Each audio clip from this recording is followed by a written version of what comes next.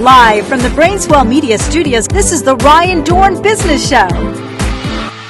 Coming up on this month's show, we're going to focus in on selling in the now. Buyers' brains are kind of mushy. Economic uncertainty in play. What do we do to sell right now?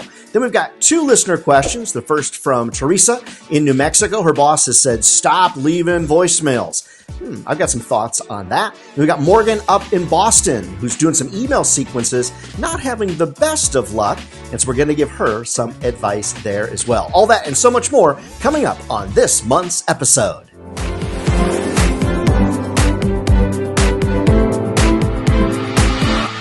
Hey friends and fans, Billion Dollar Sales Coach Ryan Dohrn here. Welcome so much to another episode.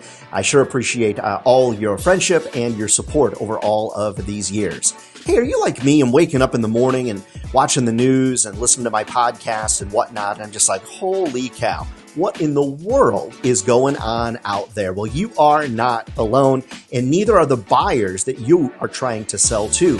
Whether you're like me, that I sell a lot of marketing solutions, sales training solutions, maybe you're in the media business, insurance, automotive, it does not matter, friends. We're dealing with a lot of uncertainty out there. People are worried about what's going to happen tomorrow and what's going to happen the next week. Very rarely are people worried right now about what's happening in Q4 or even kind of Q3. People's brains are kind of mushy out there. And whatever the circumstance is, when people's brains are mushy, we have to really focus in on three core strategies. The first is recognize that you need to be talking about things you can do to help people right now.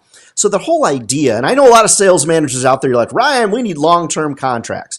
I totally get it. What I want to do, though, to book meetings is I want to be talking to folks about what I can do to help them right now, as in, what could I do to help you next week? What can I do to help you in the next 30 days? Those conversations about big picture, 90 days out, 6 months out, a year out, even when you have a long sales cycle, friends, it's really important for all of you to remember you have to be selling vividly in the now and recognize that people's brains are just a little bit mushy out there. Now, we're also getting a lot of objections that we're getting kicked back. So that leads me really to point number 2, and that is recognize what type of buyer that you're actually dealing with out there. Are you dealing with an ego-driven buyer, a logical buyer, or an emotional buyer? So recognize every Friday we do a study, a little informal kind of, if you will, a Google form that the coaching clients that I'm dealing with or working with each month. You know who you are. I love y'all. The coaching clients I'm working with on Fridays, you turn in a little survey to me that says, what types of buyers were you actually dealing with in the last 7 days? And we've been doing this since well before COVID. What's interesting is 5% of buyers right now, according to my coaching clients, are in that egotistical kind of mindset. The second group, the logical buyers, coming in around 25-ish%.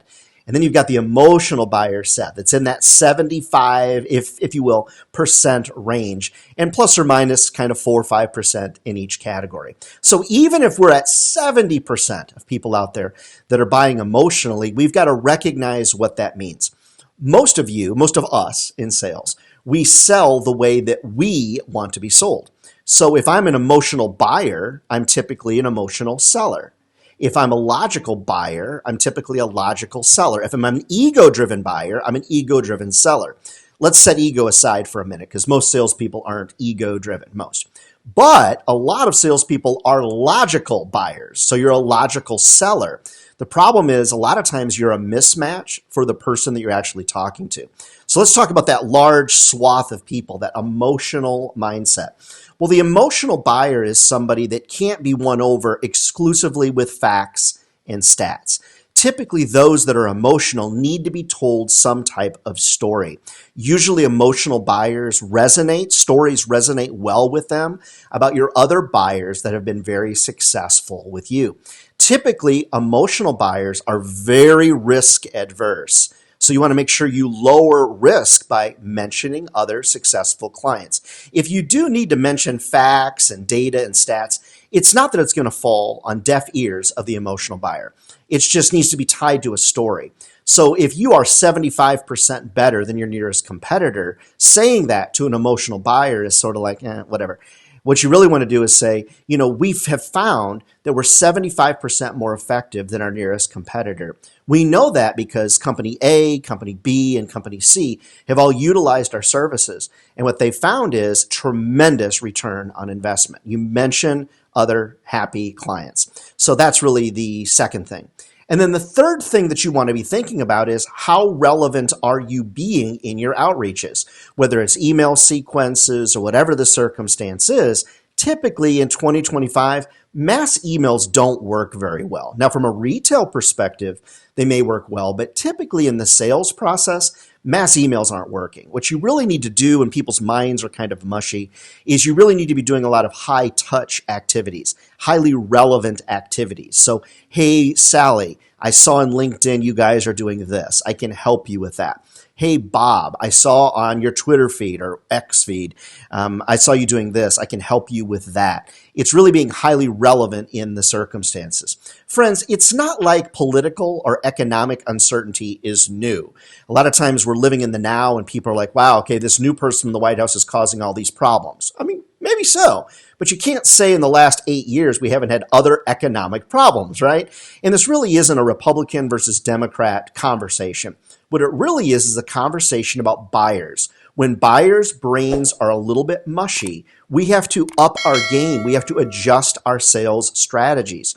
Recognizing that when people's brains are a little bit mushy, we have to be high touch, highly relevant, stop mass emailing people, sell them in the now, and so much more. Friends, I want you to recognize we're all going through this together. You, friends, you are not alone. Just recognize that you typically sell the way that you want to be sold.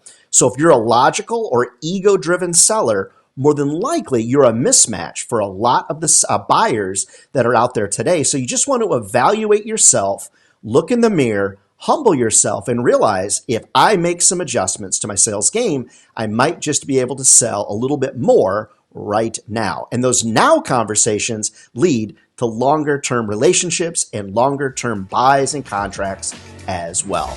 Never forget, friends, if sales was easy, everybody would be doing it. And they're not. We're not crazy, friends. This is a great career.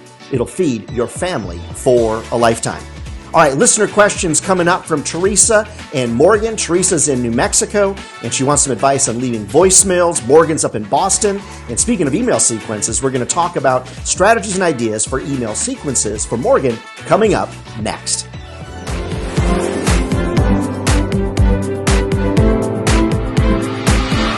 All right, friends and fans, welcome back. It is time for your listener and viewer questions. If you like what we're doing on the podcast, if you like what we're doing on YouTube, be sure to subscribe to the channel and be sure to like. It's interesting, about 80% of the people that watch these videos don't subscribe to the channel. Please do that. It rewards me for doing all this content and keeps you informed of what is going on as well. Give us a like and a thumbs up as well, would you? All right, first listener question comes in from Teresa in New Mexico. What a great state New Mexico is. All right, Teresa's question. Hey, Ryan, I've been told by my boss to stop leaving voicemails. I like leaving voicemails. He says it is a waste of time. What really should I do? Your help is appreciated. So, Teresa, great question. And this is something that comes up on the blogs that I write and podcasts. And I get this question live actually a lot. Some people have actually said, do people even have phones anymore? Well, of course they do. They may not have a desk phone, but they definitely have one phone, if not two phones or more, depending on the circumstance. All right. So I want you to always do, Teresa, what your boss tells you to do. Don't get in trouble on behalf of good old Ryan Dohrn here. Okay. But for me, voicemail, Teresa, and everybody is a differentiating factor. It allows me to be able to express verbally, orally to somebody my charisma, my excitement, my coolness, the ability that I know what I'm talking about, that I sound good, that I present good. It just really is a differentiating factor because, Teresa and everybody, a lot of managers are saying, cut the voicemails. No reason to leave a voicemail. Nobody's listening to them anyway. And I disagree. I have had so many clients say to me, Ryan, thank you for the voicemail you left. It reminded me of the email that you sent. Aha, that really is the game-changing moment, friends. what you need to do is alter your voicemail strategies. And I've been talking about this for a while on the podcast and the YouTube channel and when I'm at conferences and things like that. We just were talking about it last week in Denver. Voicemails really should not be about you and your name and your rank and serial number. Voicemails should really be about an action that your buyer can take after the voicemail.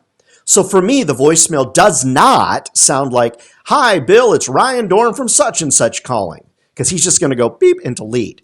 For me, what it's really about is, "Hey, Bob, I sent you an email with the subject line, blah, blah, blah. If you could give me a quick reply to that, I would greatly appreciate it. You do not need to call me back." Because I promise you, he wasn't going to call you back anyway.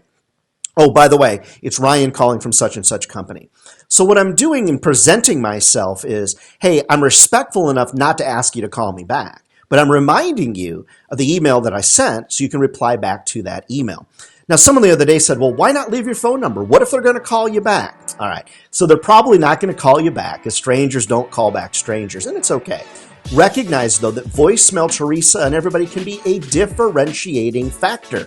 And I would encourage you to use voicemails as a part of your total sales process. If sales was easy, everybody would be doing it. It requires some new strategies, new ideas. Teresa, I've got the utmost of faith that you can make this happen. Like Teresa, if you've got a question, send it in, Ryan@RyanDohrn.com.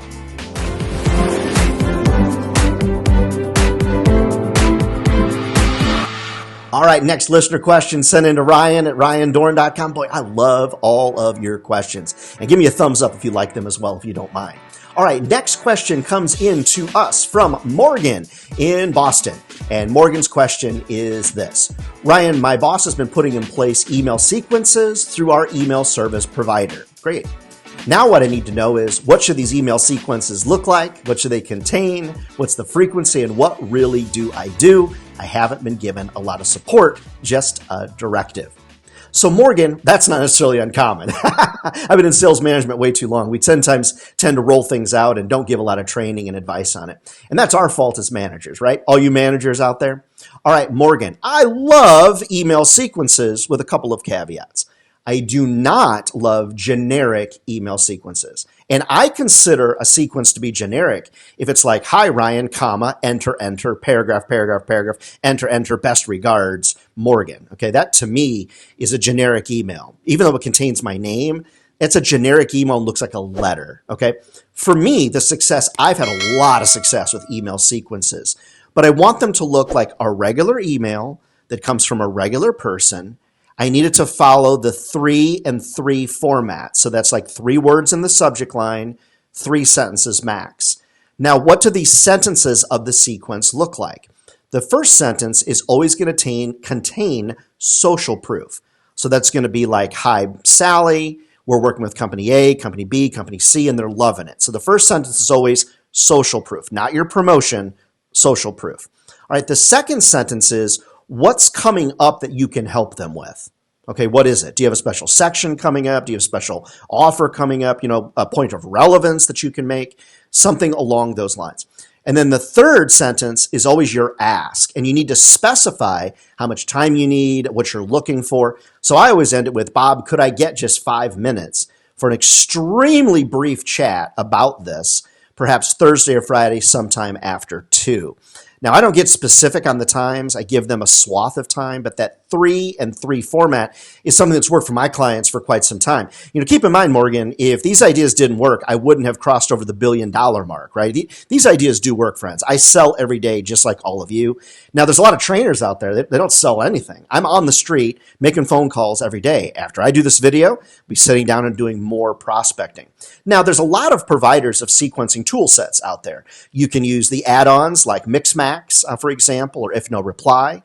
You might be using HubSpot, or you might be using different tools built into your CRM. It really is up to you. I think the biggest thing, Morgan, that I can share is generic, long type of sequences just don't work. Now, the other thing on sequences, I try to put together 5 templates, Morgan, for every project. So those 5 templates, each one is going to have a different subject line, contain a couple of different happy clients. The second sentence, a little different thing of what I can help them with. that third sentence, that ask for time, I'm being very, very specific about times, but then, I'm not being terribly specific, but I am being very specific about the length of time that I need. See, it used to be that you'd say, could you meet with me Friday at 2? Well, the problem is that's kind of a yes or no question. So I'm specific about, could I meet for 5 minutes with you? 5 minutes, but I'm not as specific about the date. I like to say, could I call you Thursday or Friday after 2? Gives them a big kind of opening. And most people's afternoons are a little more chill than their mornings. And so that really is why I think about that. So Morgan, you really do need 5 templates for every project. So if you're selling like an event, you need 5 templates for that. If you're selling a special section, 5 templates. Where does the 5 number come from? Considering I'm a big rule of 3 kind of person. Well, what I found is when you go every 3 business days with your email sequences, and then when you reach out over the course of 5 weeks, if you got 5 templates, you're not going to reach out on the same day, but every 2 or 3 weeks. Every 3 business days, following the rule of 3 and 3, 5 email templates. And then that last template is an escape template. Like, hey, are you the wrong person? If you give me the name of the right person, I won't be bothering you anymore. It's kind of an escape template. So if you want to copy those templates, you can always reach out to me, Ryan@RyanDohrn.com, and I'll be happy to send you a copy of the ones that I use on a regular basis, free of charge, of course. So Morgan, I hope that's helpful to you. So Morgan and Teresa, thank you so much for your questions. Keep them coming in to Ryan@RyanDohrn.com. And that's the show for this month. Sure appreciate all your support out there. I've got 40 topics of sales training and motivation that I can share with your group. So please invite me to your sales meeting. I'd love to motivate from the stage or work with you one-on-one. You can always find out more over at RyanDohrn.com, DOHRN, RyanDohrn.com. And never forget, friends, if sales was easy, everybody would be doing it, and they're not. We're not crazy. This is a great career, friends. It'll feed your family for a lifetime. Get out there and sell something, make us all proud, and we'll see you on the next episode. Take care. Reach out if I can help.